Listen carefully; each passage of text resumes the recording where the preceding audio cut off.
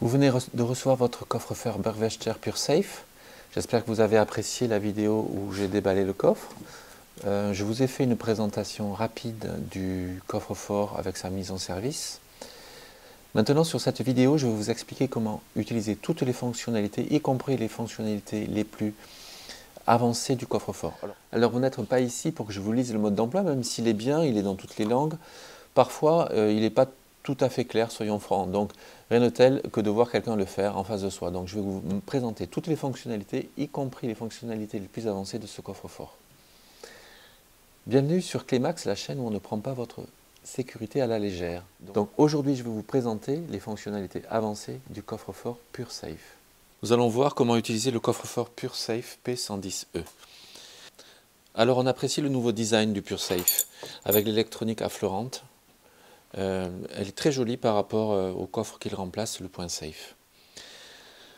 Alors l'avantage c'est l'esthétique et l'inconvénient est quand même, il faut souligner que les piles sont à l'intérieur. Donc si les piles sont usées, il faut avoir pris soin de garder les clés à l'extérieur du coffre pour pouvoir ouvrir le coffre afin de changer les piles. C'est important de le dire parce que malheureusement, trop de personnes gardent les clés de secours à l'intérieur du coffre. Alors la première chose à faire pour mettre le coffre en service, c'est l'ouvrir avec les clés. Donc si on regarde bien les clés, on se rend compte l'anneau est rond, un côté est purement rond, l'autre a une petite encoche. C'est cette encoche qu'il faut mettre vers le haut de manière à insérer correctement la clé dans la serrure. Donc ici nous avons l'entrée de la clé. Un quart de tour, le coffre s'ouvre, il s'ouvre tout seul sous l'effet du ressort. Alors lors du test du coffre-fort, nous avons signalé que les coins étaient protégés par des petits taquets en plastique que vous pouvez retirer. Une fois la porte ouverte, pour la mise en service, il faut retirer la petite languette de manière à mettre les piles en contact. Alors il est très important de signaler, c'est indiqué ici, qu'il faut retirer la clé d'urgence avant la première utilisation du coffre. Pourquoi? Parce que même si le coffre peut être utilisé avec la clé ou avec le code ne fonctionnera pas si la clé est insérée et tournée dans la serrure. Donc on referme le coffre et on retire la clé. Maintenant le coffre peut être utilisé au niveau de l'électronique. Alors si on lit le mode d'emploi, Berg nous rappelle des choses essentielles comme conserver la clé à l'extérieur du coffre, éviter les codes simples à deviner, 1, 2, 3, 4 bien sûr. On peut retirer les piles si le coffre n'est pas utilisé pour une durée prolongée. Et enfin, il faut absolument changer le codomètre et le code utilisateur pour utiliser le coffre. Donc c'est ce que nous allons voir. Comment utiliser simplement le coffre? Donc nous avons donc le clavier, le code par défaut est le 168. Code utilisateur par défaut. On appuie d'abord sur Entrée. 1, 6, 8, Entrée. On entend les petits moteurs qui actionnent les pennes et le coffre s'ouvre tout seul sous l'effet du ressort. Pour refermer le coffre, il faut refermer la porte, la tenir appliquée et tout simplement appuyer sur Close.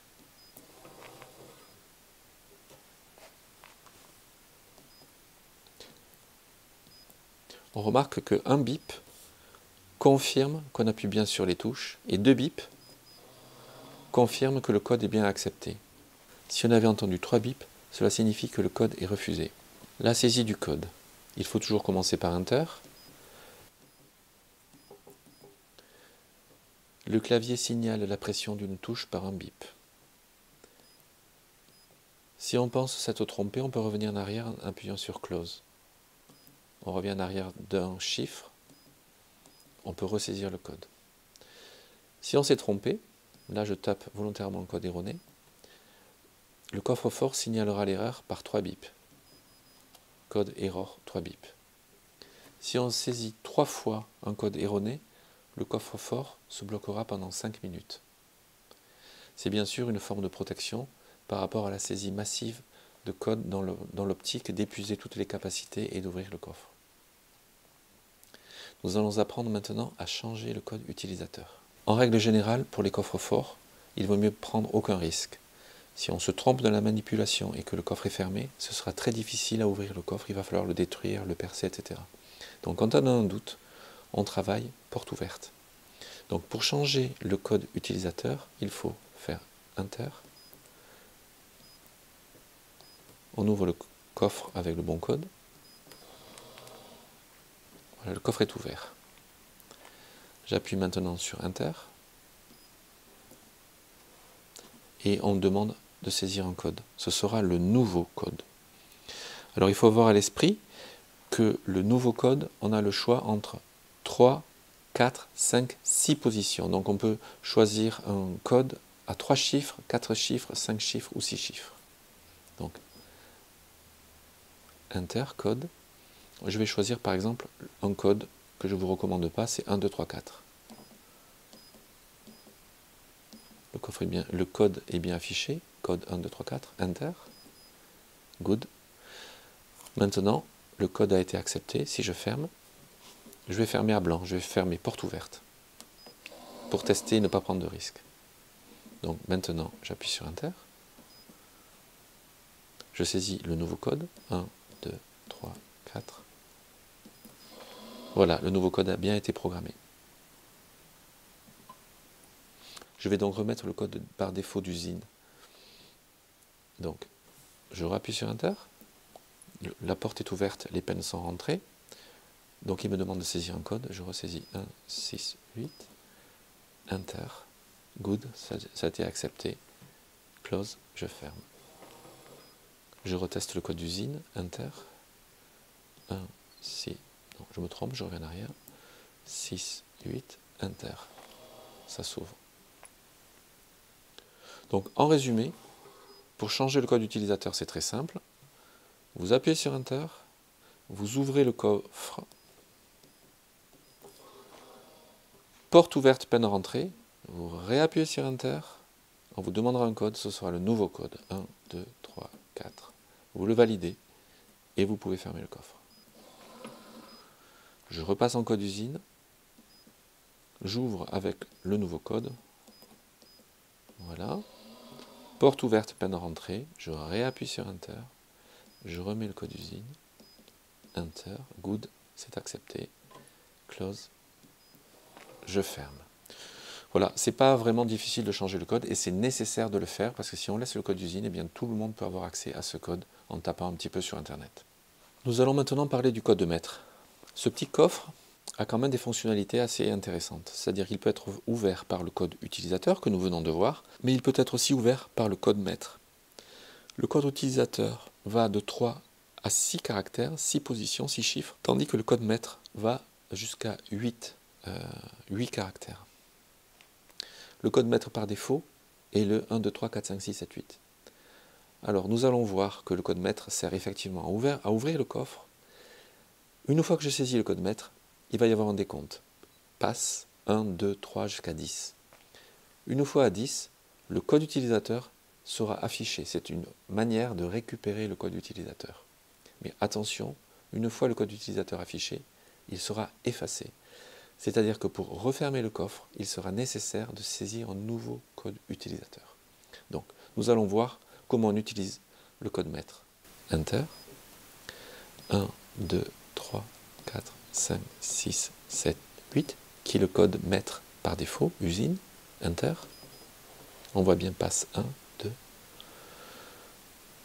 Attention, on va bientôt voir à 10 le code utilisateur s'afficher une seconde ou deux. User. Code 1, 6, 8. Voilà. Donc le coffre est ouvert, le code utilisateur a été affiché. Et maintenant, pour fermer le coffre, si on appuie sur Close, ce n'est pas accepté. Si on appuie sur Enter, on nous propose, comme tout à l'heure, de saisir un nouveau code utilisateur. Rien ne nous empêche de saisir le même, si on ne veut pas en changer, puisqu'on vient de le voir. Donc je saisis 1, Enter. Donc je saisis de nouveau 1, 6, 8. Ce code est accepté, good, et je peux enfin fermer. Donc le code maître permet donc d'ouvrir le coffre, de faire une récupération du code utilisateur, mais on est obligé, à chaque utilisation du code maître, de reprogrammer un code utilisateur. Nous allons voir maintenant comment changer le code maître. Il est bien sûr indispensable de changer le code maître dès l'ouverture de votre carton et la première utilisation de votre coffre-fort. Pour changer le code maître, nous allons saisir le code maître, Pendant que le décompte passe s'affichera, nous allons lancer une procédure de reprogrammation. Donc Enter, code maître, usine, 1, 2, 3, 4, 5, 6, 7, 8. Enter, passe. Je réappuie sur Enter. On me demande de saisir un nouveau code maître. Je vais saisir à l'inverse. 9, 8, 7, 6, 5, 4, 3, 2.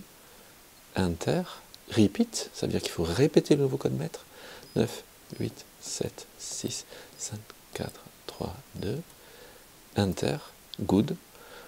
Voilà, le nouveau code a été accepté. Donc je fais un test. Enter, 9, 8, 7, 6, 5, 4, 3, 2.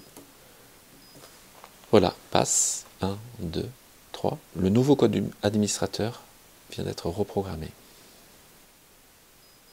Voilà, le coffre-fort s'ouvre et nous allons voir le code utilisateur, 168. Donc pour pouvoir refermer le coffre, je vais être obligé de ressaisir un code utilisateur. Je vais garder le même par défaut. 1, 6, 8. Enter, good, il est accepté. Close, je ferme le coffre. Tant que nous y sommes, je vais remettre le code maître par défaut. Enter. 1, non, je reviens en arrière par close. 9, 8, 7, 6, 5, 4, 3, 2. J'appuie sur Enter. Passe. Je réappuie sur Enter. Je saisis le nouveau code maître. 1, 2, 3, 4, 5, 6, 7, 8, qui correspond au code d'usine que je remets. Enter. Repeat. 1, 2, 3, 4, 5, 6, 7, 8. Enter. Good. Voilà, je viens de reprogrammer à nouveau le code maître et j'ai réinscrit le code d'usine. Comme nous l'avons dit, ce petit coffre Bergwächter est très intéressant puisqu'il possède de nombreuses fonctionnalités, notamment celle de fonctionner en mode hôtel. Qu'est-ce qui distingue un coffre d'hôtel d'un coffre que l'on a à la maison? Eh bien, c'est très simple. Le coffre que l'on a à la maison a un code, on le connaît, c'est toujours le même, jusqu'à temps qu'on veuille le changer, bien sûr. Dans un hôtel, quand on prend sa chambre, on voit le coffre dans le placard, la porte est ouverte, et on crée un code pour fermer le coffre. Ce code sera un code d'une seule utilisation, que l'on réutilisera pour ouvrir le coffre et la porte ouverte. De nouveau, il faudra choisir un nouveau code pour le fermer. Donc, ce petit coffre PureSafe permet de travailler en mode hôtel. Alors, pour passer ce coffre en mode hôtel, c'est très simple. Je dois saisir le code administrateur, et ensuite je mets un code de programmation, qui est le 16805. Alors, Enter, je mets le code administrateur, Enter. Maintenant, je saisis Enter 16805. Donc je saisis ce code-là, 16805, pendant le code Après avoir donc laissé le coffre quelques minutes porte ouverte, il est passé automatiquement en mode hôtel. J'enlève les clés. Donc pour le fermer, je saisis un code qui va être un nouveau code, vous allez voir. Enter. Code 789. Enter. Close. Voilà. Donc je reviens, je réouvre le coffre. 7, 8, 9. Enter. Voilà, le coffre est à nouveau ouvert. On va faire un test, on va attendre qu'il s'éteigne.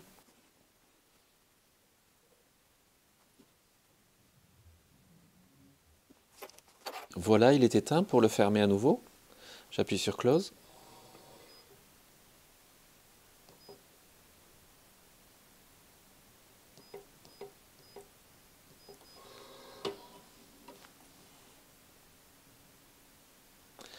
Maintenant, pour le fermer, je rappuie sur Enter. Je fais un nouveau code. 4, 5, 6. Good. Et je ferme le coffre. Donc voici le fonctionnement en mode hôtel.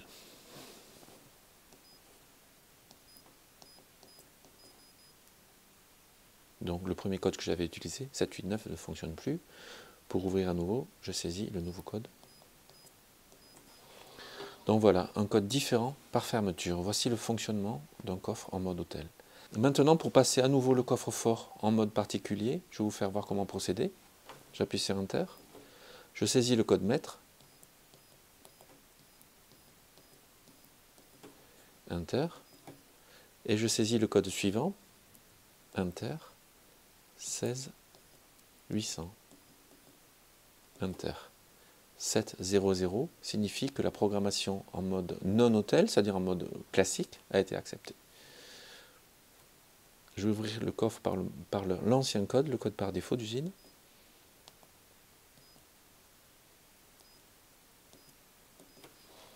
Voilà, il est repassé en mode classique. Et je referme le coffre. Donc maintenant, pour terminer, je vais vous faire voir rapidement